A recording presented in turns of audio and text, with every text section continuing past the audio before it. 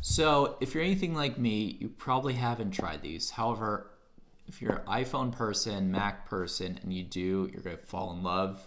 Hands down, my favorite setup for Bluetooth headphones. Let's show you what's in the box.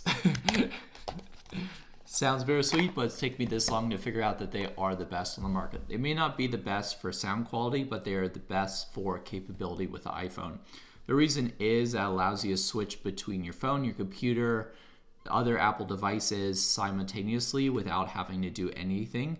Plus, they have like adaptive audio, so as you start talking, they know what you sound like and they will adjust the volume. They also can adjust for your ear design for spatial audio. You could hook a strap in the side of the carrying case. It's a magnetic case. They fit really well.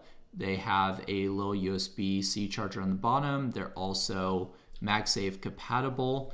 In addition, the box also comes with additional ear tips and then a charging cable. So if you want different size ear tips, my experience with the ones that come with it are size medium. They don't fall out because they are so lightweight. It really doesn't feel like anything's in your ear. They also have touch sensitivity on them, so you could program it for different buttons.